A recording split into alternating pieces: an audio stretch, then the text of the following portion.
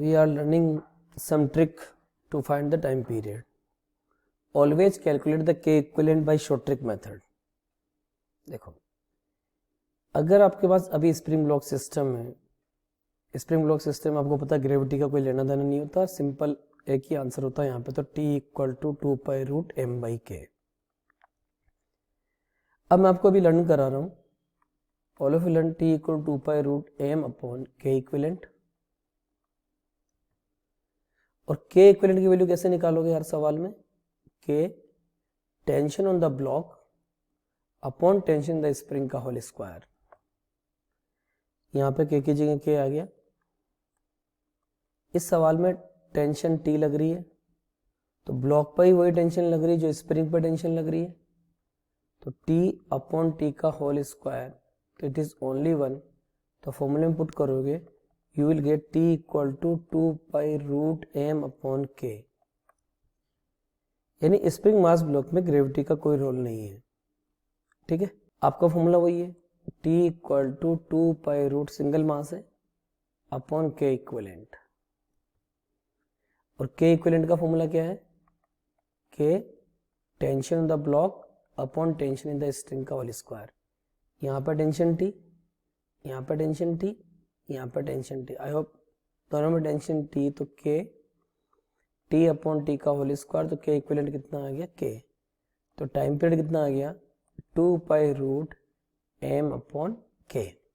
ये लॉजिक समझ में आ गया। अब इस सिचुएशन में देखो, आपसे पूछा जा रहा है फाइंड द टाइम पीरियड, और तीन मेथड है, K equivalent, short trick method, energy method, tension method. I will say tension method थोड़ा ठीक आपके लिए हेवी रहेगा, but we will discuss it.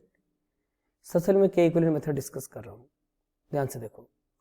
अगर यहाँ टेंशन T है, यहाँ टेंशन T है, तो इस ब्लॉक पर टेंशन कितनी हो जाएगी? 2T। अब पहले तो K इक्विवेलेंट का फॉर्मूला कितना होगा? K इक्विवेलेंट कितना होगा? K tension on the block that is 2T upon tension the spring whole square, तो इट इज 4K। आपका फॉर्मूला क्या है? T इक्वल टू 2π√m/k, इसकी जगह आ जाएगा m/4K। ये बात समझ में आ गया। अब हम लोग एनर्जी की बात कर रहे हैं, एनर्जी के लॉजिक से ध्यान से देखना। इफ आई से this block move down by the x, we all know from the mathematics this part will not move, it means this spring has to move by the distance 2x, then average will come x। ये मैंने classical mechanics में आपसे discuss कर लिया है। अब spring में energy कितनी आई? अगर ब्लॉक x चला तो u equal to half kx², तो हाफ k इंटू 2x का whole square, so u equal to given by half k into 4x²। अब जनरली हमारा K क्या होता है? m⍵²। तो मैंने आपको क्या बोला, यहाँ पे आप क्या लिखोगे? K की जगह क्या आएगा? 4K equal to m⍵²। तो ω² की वैल्यू कितनी आ गई? 4K/m। ओमेगा की वैल्यू कितनी आ गई? √4K/m। टाइम पीरियड होता है 2π/ω, तो कितना हो जाएगा? 2π√m/4K। तो किसका आंसर आ गया आपका? Energy method. अब टेंशन मेथड। टेंशन मेथड में आपको क्या सोचना है? सब अगर आप इनिशियली देखो तो यहाँ पर टेंशन लग रही है T0, समझ में, यहाँ पर टेंशन बोलता हूँ, ऊपर लग रही है T0। वेट कितना है? mg, and of course T0 is balanced by mg, that is visible to all of us.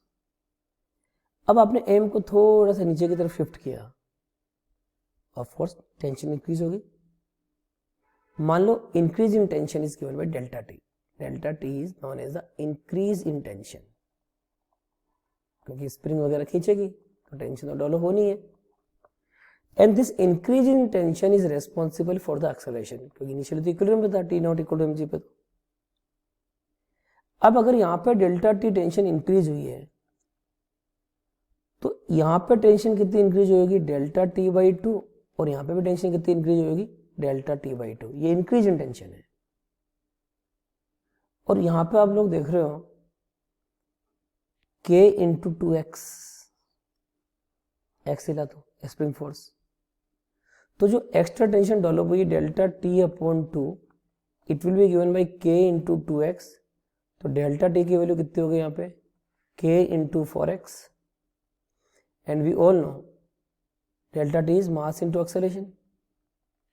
Equal to 4k into x, यहाँ से एक्सेलरेशन वैल्यू कितनी हो गई 4k by m into x, तो acceleration is given by omega square x, और omega square की value कितनी हो गई 4k बाई एम।